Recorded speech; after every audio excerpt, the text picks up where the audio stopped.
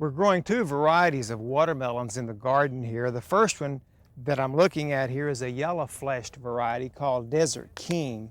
Desert King is a mid-sized watermelon and should do well as a melon in the family garden because it doesn't get all that large.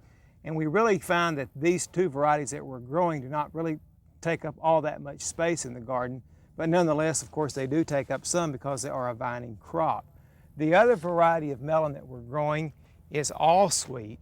All Sweet is a red-fleshed variety, a really tender variety, and it's extremely flavorful because of its high concentrations of sugar. It is also a very attractive melon, one that is medium in size. But one of the more disappointing things about growing melons is that if you go out and think your watermelon is ripe, you bring it in, you've anticipated that first ripe watermelon, only to find when you cut it, it really could stand a few more days or a week or so in the garden. So I want to give you a few tips on what to look for as far as maturity of the melons go. And there's many tips I think that a person could use. One of the things that I think we need to look at is just the overall look of the melon. As the melon begins to ripen, it will take on a rather dull gloss to the rind. You can rub your hand over it and you'll find a little bit of a roughness as opposed to a really smooth melon feel. Another way that you can check for the ripeness of the melon is to look at the tendrils, or what we call the curls, down close to the stem end of the melon.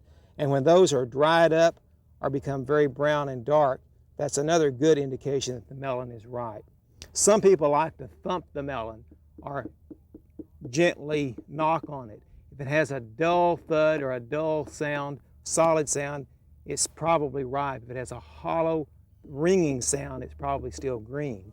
But probably the most reliable way to tell if the melon is ripe is to look at the ground color.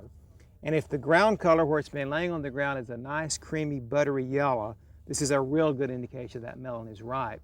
And if you're shopping for melons in the supermarket, this is probably your best test, is to turn the melon over and look where it's sitting on the ground. But then, of course, the ultimate test is to take it inside, cut it open, and see just how nice and ripe and juicy it is inside. We also have some cantaloupe varieties in the garden, and let's take a look at those because some of those are also beginning to ripen. In fact, we've been picking those for a few days now, but there's some tips I think that you'll want to consider also in looking at the ripeness of the cantaloupe. If you have cantaloupes in your garden that are the variety that turn yellow when they ripen, it's fairly easy to determine when those are ripe. But here in this garden, we have Hearts of Gold variety, which is a yellow flesh variety, but on the outside they remain green as they ripen. You can usually tell when these are ripe again by the ridges and the heavy netting on them, but the sure way to tell if they're ripe is to gently tug the stem, and as they pull off, if the stem pulls off clean and leaves the entire stem end open there, we call this the full slip stage, and you know that those are ripe.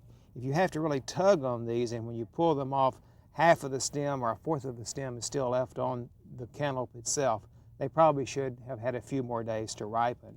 This is also a good tip to look for melons in the supermarket if you're purchasing cantaloupes there.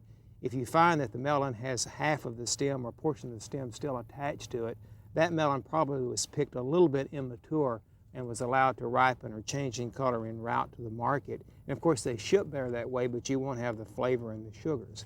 So I hope you're enjoying cantaloupes and watermelons in your garden this year. We certainly are, because our crop has been very good. Looks like we'll have several more before the season is over. And speaking of vine crops, I think Sue is over in another part of the garden planting some winter squash and pumpkins. Let's go over and see what she's doing.